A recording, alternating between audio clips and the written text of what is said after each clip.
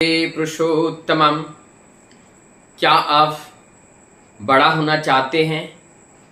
और बड़े होने के लिए हमें क्या करना पड़ेगा, क्या करना पड़ता है? मुझे लगता है इस दुनिया में हर कोई आगे बढ़ना चाहता है, बड़ा होना चाहता है, लेकिन पहले बड़े होने का अर्थ क्या है, इस बात को हमें समझना पड़ेगा। अगर हम ग्रो कर रहे हैं, हमारा ये शरीर है, केवल हाथ लंबा हो जाए तो हम तो बिडोल लगेंगे। यदि केवल एक टांग हमारा लंबा हो जाए तो हम चल नहीं पाएंगे, देखने में भी खराब लगेगा। यदि हमारा नाक बड़ा हो जाए और सब वैसे रहे तब भी बिडोल लगेगा। इसका मतलब अच्छा तब लगता है जो बड़ा होना है तो सर्वांगीण तरह से सर्वांगीण बड़ा हो। ये कौन सा है? वो हमारा आदि भौतिक, दैविक और आध्यात्मिक, ये तीन तरह से हम फिजिकली, मेंटली एंड स्पिरिचुअली तीनों तरह से हम बड़े हो। और एक को क्यों छोड़े, सोशली, वो भी हम जब बढ़ते जाएंगे तो एक्चुअली बड़ा कहा जाता है। परमदयाल श्री ठाकुर जी के पास केष्टदा आए हुए हैं। हॉस्पिस का अर्थ होता है अतिथिशाला। इस अतिथिशाला के बात करते हुए परमदयाल श्री ठाकुर जी कहते हैं कि सदैव लोकहित में कार्य करना जीवन का उद्देश्य होना चाहिए। और लोकहित में यदि हम काम नहीं करते हैं, हमारे जीवन में किसी भी प्रकार का कोई उन्नति नहीं होता है। वहाँ पर हाउजरमैन बैठे हुए थे। उन्होंने लोगों से कुछ दुख पाया और दुख पाने के बजाय से लोगों की सेवा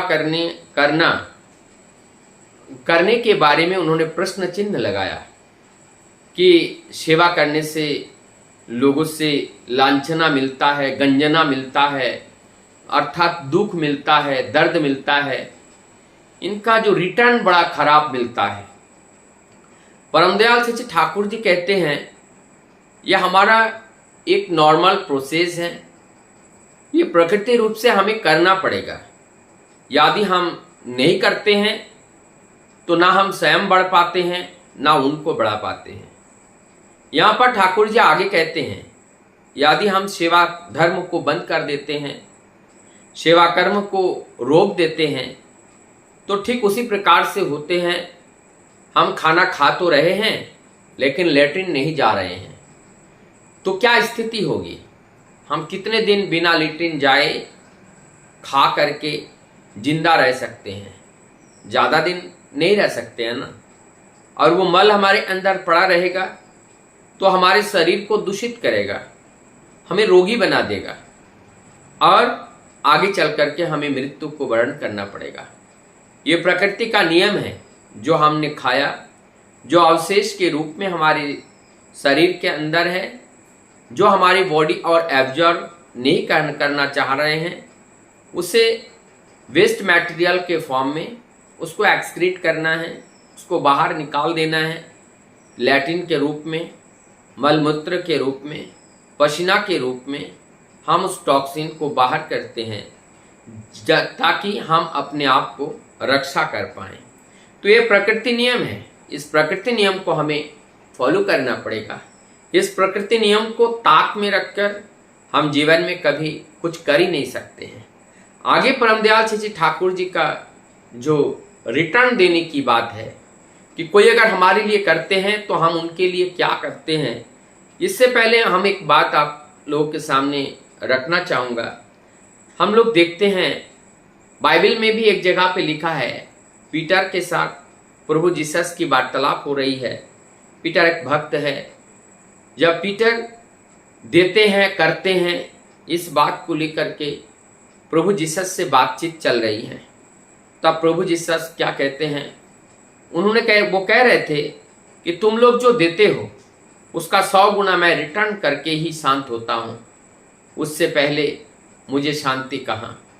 इस बात को प्रभु राम ने, भगवान श्री कृष्ण ने भगवान गौरांग महाप्रभु सभी महामानव, सभी पुरुषोत्तम अपने अपने भावधारा में, अपने अपने विचारों में उन्होंने इस बात का प्रकट किए हैं।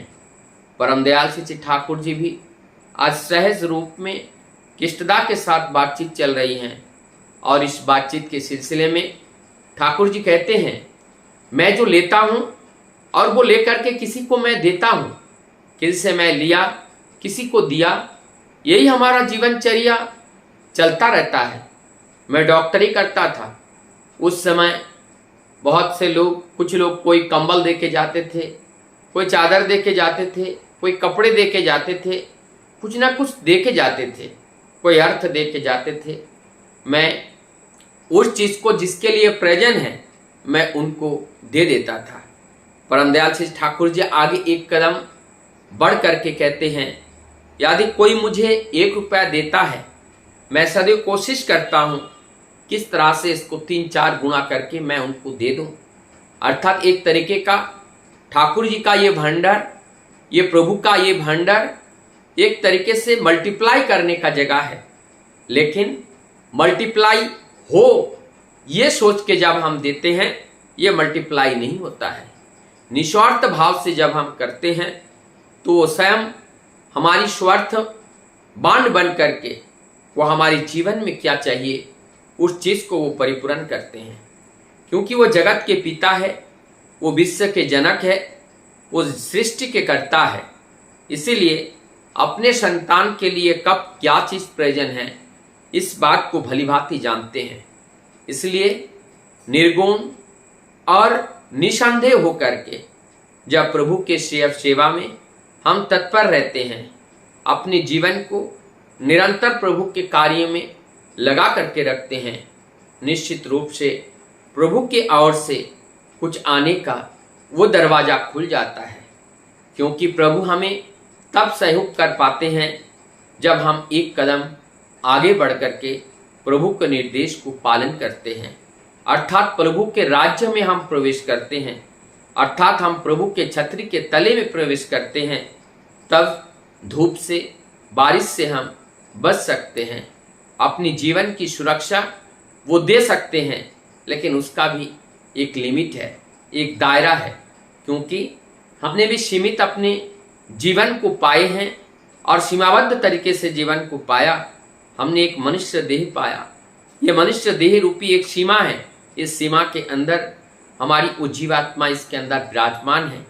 और इस तरह से संपूर्ण जगत में सब अपने अपने एक दायरे में हैं, वो आकृति में आए हैं और वो सीमा में के अंदर प्रवेश किए हैं, इसलिए वो असीम नहीं है, वो सीमायित है।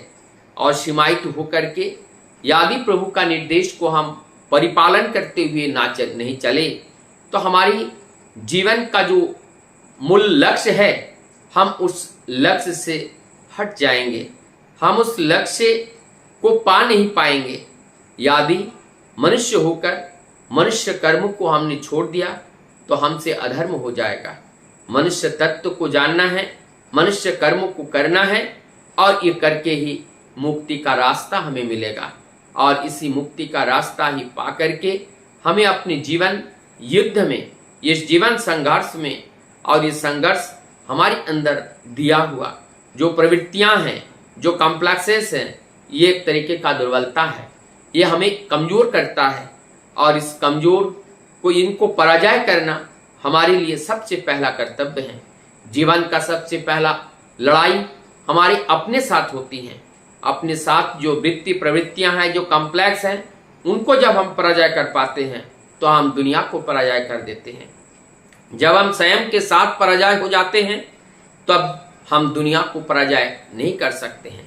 यहाँ पर स्वयं का अर्थ हुआ, स्वयं का अर्थ तो परमेश्वर होता है, लेकिन यहाँ स्वयं का अर्थ है जिस स्वयं की हम बात कर रहे हैं वो वृत्ति प्रवृत्तियां हैं।